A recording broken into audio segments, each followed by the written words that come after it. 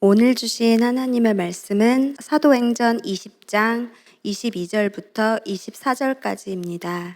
보라, 이제 나는 성령에 매여 예루살렘으로 가는데 거기서 무슨 일을 당할는지 알지 못하노라.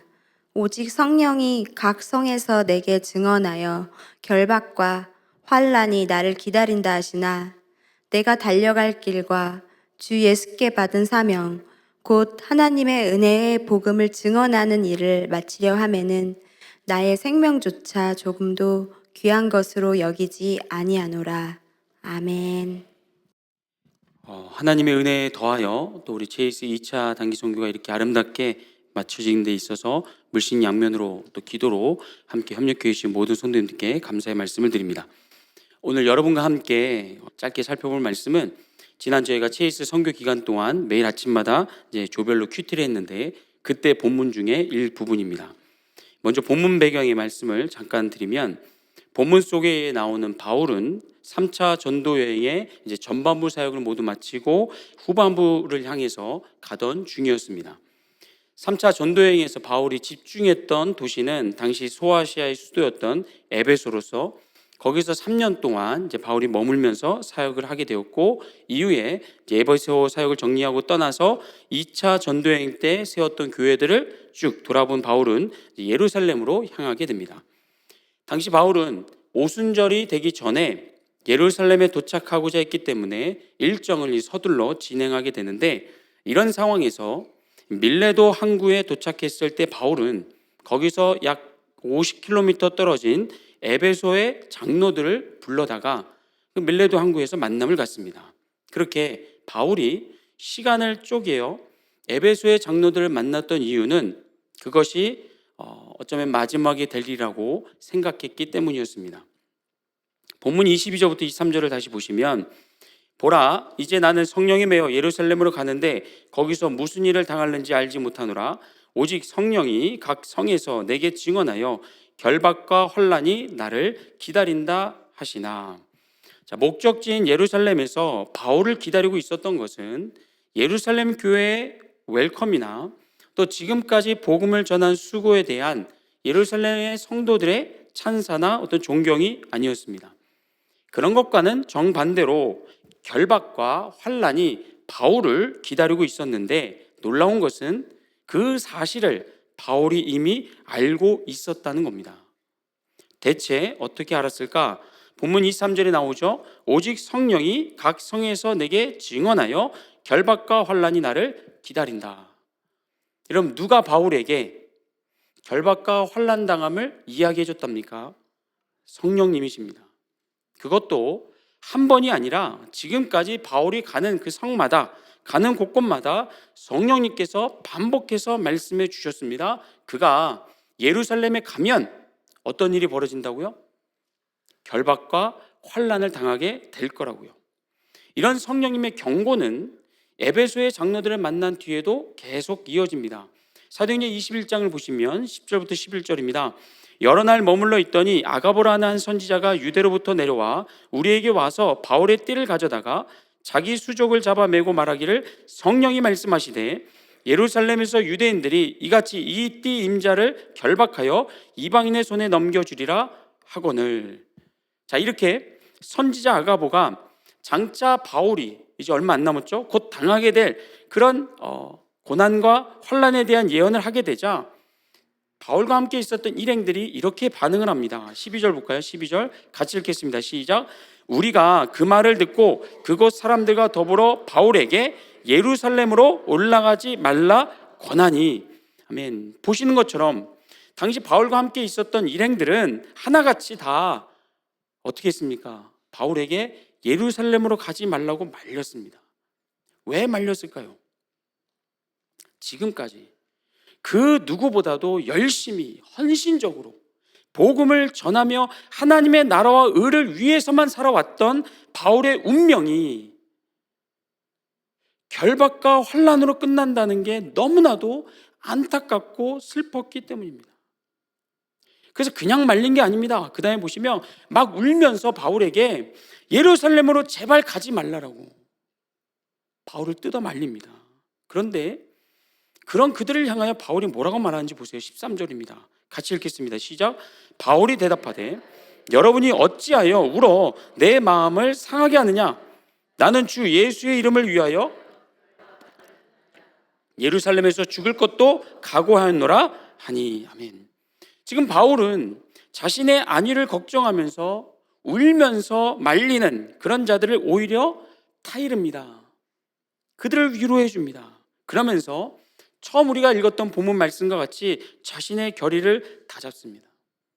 이처럼 성령님께서 반복해서 바울에게 장차 네가 예루살렘에서 험한 꼴을 당하게 될 거다라는 말씀을 반복해서 말씀하셨다는 것은 무엇을 의미하냐면 하나님께서 아주 단단히 작정하셨다는 걸 이야기합니다. 어느 누구도 무슨 일이 있어도 바울의 이 같은 운명을 바꿀 수 없도록 하나님께서 아예 작정하고 계신다는 겁니다. 그런데 우리가 주목할 것은 이런 하나님의 결정에 대한 바울의 태도라는 거죠. 태도. 본문 24절입니다. 내가 달려갈 길과 주 예수께 받은 사명 곧 하나님의 은혜의 복음을 증언하는 일을 마치려 하면은 나의 생명조차 조금도 귀한 것으로 여기지 아니하노라. 아멘. 여러분, 바울이 지금 고백하는 이 내용 속에 뭐가 빠져 있습니까? 우리가 뭘 찾아볼 수 없죠? 하나님을 향한 원망이나 섭섭함이나 서운함을 우린 단 한마디도 한 단어도 찾아볼 수가 없습니다. 이미 예루살렘에 가면 자신이 무슨 일을 당할지를 충분히 알았고 계속해서 성령님이 반복해 주시는 그 과정 속에서 바울의 고백은 담대함과 사명 완수에 대한 결의, 그것으로만 가득 차 있다는 거죠. 대체 바울은 어떻게 이렇게 담대할 수 있었을까? 오늘 본문을 통하여 바울이 우리에게 보여주고 있는 엄청난 결단과 각오와 헌신과 사명에 대한 충성과 순종의 비결은 대체 무엇일까? 라고 질문했을 때 어떤 분들은 이렇게 이야기합니다. 바울은 우리와 다른 사람이라고요. 우리처럼 평범한 사람이 아니라 초인이라고요. 바울에게는 우리에게 없는 어떤 특별한 끈기와 맷집과 인내와 믿음과 순종을 가진 그런 특별한 초인이라고 얘기합니다. 그런데 우리에게는 없으니까, 그런 게 없는 우린 평범한 사람들이니까 바울처럼 살 수 없다라고 성급하게 결론을 내린다는 겁니다. 하지만 여러분, 이분들 말처럼 바울을 우리와 다른, 아예 차원이 다른, 존재가 다른 그런 특별한 인물로 생각하는 것은요, 성경을 몰라서 하는 얘기입니다. 굉장히 심각한 오해고 성경에 대한 무지함입니다. 구약시대를 대표하는 엘리야 선지자가 우리와 성정이 같듯이 바울도 우리와 동일하게 흠 많고 연약한 죄인에 불과합니다. 우리가 이 사실을 로마서 7장에서 확인해 볼 수 있는데 보세요 한번. 로마서 7장 21절부터 24절입니다. 같이 읽습니다. 시작. 그러므로 내가 한 법을 깨달았노니 함께 있는 것이로다. 내 속사람으로는 하나님의 법을 즐거워하되 내 지체 속에서 한 다른 법이 내 마음의 법과 싸워 내 지체 속에 있는 죄의 법으로 나를 사로잡는 것을 보는도다.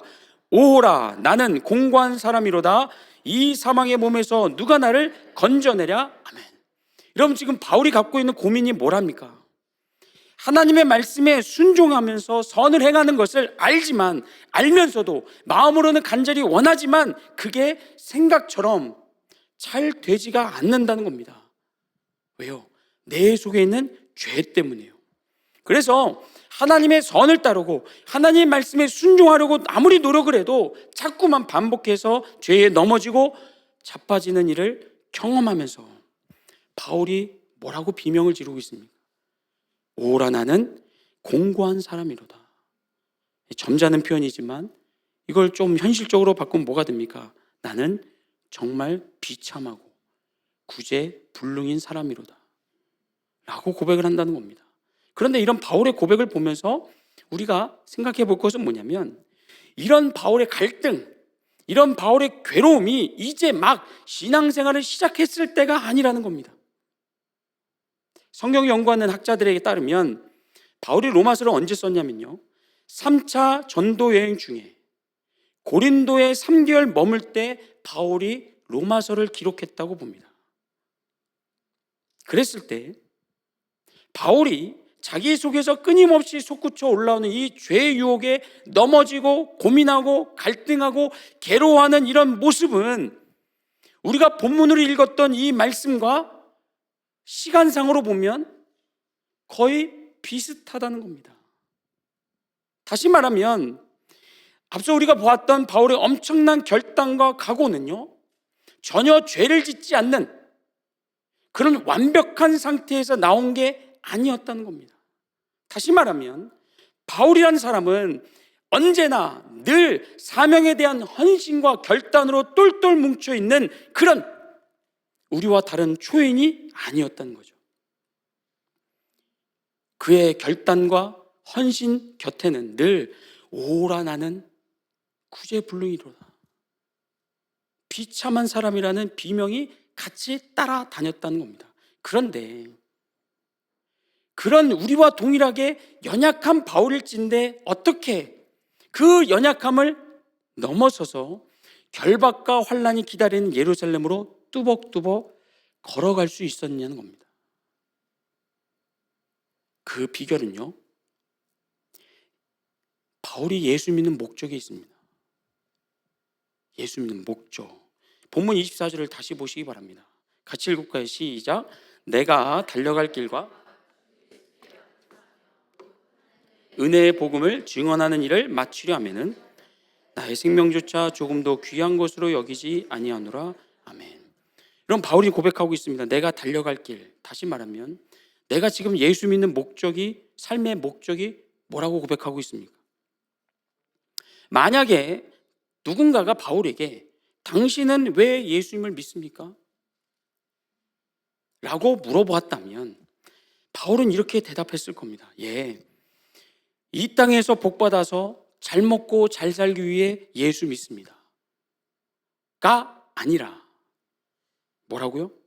제가 예수 믿는 이유는 하나님의 은혜의 복음, 즉 예수 그리스도의 복음을 증언하기 위함입니다. 다시 말해 바울에게는요, 복음 전파의 사명이 곧 예수 믿는 이유요 목적이었다는 겁니다. 그것이 하나님이 그를 어디로 인도하시든지, 그가 복음을 전하면서 어떤 상황에 맞닥뜨리든지 흔들림 없이 그 목적을 붙들고 갔다는 거죠. 그럼 바울은 어찌해서 이런 목적을 갖게 됐을까? 이런 인생의 방향을 설정해 놓고 그 길로 걸어갈 수 있었을까? 그게 빌립보서에 나옵니다. 빌립보서 3장 7절부터 9절입니다. 그러나 무엇이든지 내게 유익하던 것을 내가 그리스도를 위하여 다 해로 여길 뿐더러 또한 모든 것을 해로 여김은 내 주 그리스도 예수를 아는 지식이 가장 고상하기 때문이라. 내가 그를 위하여 모든 것을 잃어버리고 배설물로 여김은 그리스도를 얻고 그 안에서 발견되려 함이니 내가 가진 의는 율법에서 난 것이 아니요 오직 그리스도를 믿음으로 말미암는 것이니 곧 믿음으로 하나님께로부터 난 의라. 바울에게 예수님은 어떤 분이셨습니까? 적당히 상황에 따라서 믿는 척 할 때도 있고 안 믿는 것처럼 보일 때도 있어도 되는, 때로는 붙들 때도 있고 귀찮아지면 놔도 되는 그런 액세서리가 아니었다는 겁니다. 바울에게 예수님은 그가 가진 세상의 그 어떤 지식보다도, 그가 지금까지 살아오면서 누렸던 그 어떤 좋은 것보다도 가장 가치 있고 가장 자랑스럽고 가장 영광스러운 분이셨습니다. 그분을 나 혼자만 알고 있는 것에서 바울은 멈출 수가 없었다는 겁니다. 그래서 무엇을 인생의 목적으로 삼았다고요? 그 예수님을 나만 믿는 게 아까워서 그걸 전하는 일을 삶의 목적과 방향으로 삼았다는 겁니다. 사랑하는 성도 여러분, 예수 믿고 복을 받는다는 거, 그래서 이 땅에서 잘 먹고 잘 사는 거 틀린 거 아닙니다. 그렇게 간증하시는 분들 우리가 종종 볼 때가 있잖아요. 예수 믿었더니 실패했던 사업이 다시 성공을 하고, 몸이 아팠는데 예수 이름으로 병을 치유받고, 네, 괜찮습니다. 하지만 이 세상에서 잘 먹고 잘 사는 거, 건강해지는 거, 성공하는 건요, 예수 믿지 않는 사람들도 얼마든지 가질 수 있는 인생의 목적이요, 목표라는 겁니다. 예수 믿는 우리만 가질 수 있는 게 아니라 예수 믿지 않는 불신자들도, 천국에 소망 없이 그냥 이 땅이 전부인 것처럼 살아가는 불신자들도 얼마든지 가질 수 있는 게 세상의 성공이요, 건강이요, 잘 먹고 잘 사는 거라는 겁니다. 그러나 무엇만은 오직 예수 믿는 성도만이 가질 수 있는 인생의 목적이 됩니까? 예수님을 아는 것과 그분을 전하는 겁니다. 바울에게는 예수님은 그냥 나만 믿고 괜찮아, 나만 잘 믿으면 돼, 정도의 분이 아니라 예수 믿지 않는 분을 보면 가슴이 메어오고 답답해지고 전할 수밖에 없는, 예수 믿지 않는다고 하면 그가 무엇을 갖고 있든, 세상에서 얼마나 성공했든, 얼마나 높은 지위를 갖고 있든 그런 거 다 필요 없고 당신도 예수가 필요합니다. 당신도 예수님 믿어야 구원받을 수 있습니다 라고 전하지 않을 수 없는 그런 고귀하고 영광스럽고 자랑스러운 분이 되었다는 겁니다. 그래서 예루살렘으로 가는 길이 결박과 환난을 부른다 하더라도, 고난의 길이라 할지라도 그 길로서 들어감으로 예수 그리스도를 전할 기회를 얻을 수만 있다면 나의 달려갈 길을 계속해서 걸어가겠다는 것이 바울의 결론이었습니다. 여러분께 묻겠습니다. 누군가 여러분에게 왜 예수님 믿습니까? 라고 물어보신다면 뭐라고 대답하시겠습니까? 아니, 예수 믿어서 나보다 더 못 살잖아요. 예수 믿는다고 믿지 않는 나보다 더 행복해 보이지 않아요. 더 인정받는 것 같지 않아요. 높아지는 것 같지 않아요. 그래도 왜 예수 믿습니까? 라고 물어보신다면 글쎄요, 할 말이 없네요. 그러게요, 내가 당신보다 좀 더 잘 살아야, 좀 더 떵떵거려야 예수 믿으라고 할 텐데, 참, 나도 왜 믿는지 모르겠네요 라고 하시면 안 되는 겁니다. 네, 예수님 전하기 위해서 믿습니다. 왜 전하십니까? 예수님이 가장 고상하시거든요. 당신이 갖고 있는 물질보다, 성공보다, 이 세상에 있는 그 어떤 것보다 우리 예수님이 가장 존귀하시고 영광되시고 그 예수님을 아는 것이 자랑스럽거든요. 그래서 전합니다. 그러니까 당신은 믿으셔야 됩니다. 예수 안 믿으면 다 꽝입니다. 도루묵입니다. 후회하십니다. 큰일 납니다. 이렇게 바울의 고백이 오늘 저와 여러분의 고백이 될 수 있기를 주의 이름으로 축복합니다. 그래서 우리를 통하여 복음이 더 진전되고 전진하고 더 확장되어져서 나를 통하여 예수 믿는 분이 변화되어 예수를 증거하고, 나를 통하여 예수 믿는 분의 삶의 가치와 목적이 변화되어서 함께 천국을 꿈꾸는 동역자로 세워질 수 있기를, 그 같은 놀라운 일이 우리의 가정에서, 우리의 배우자를 통하여, 우리의 자녀를 통하여, 그리고 나아가 나랑 친한 사람들과 친하지 않은 사람들까지도 확장되어지는 그런 복을 누리시는 저 여러분 되기를 주의 이름으로 축복합니다. 아멘.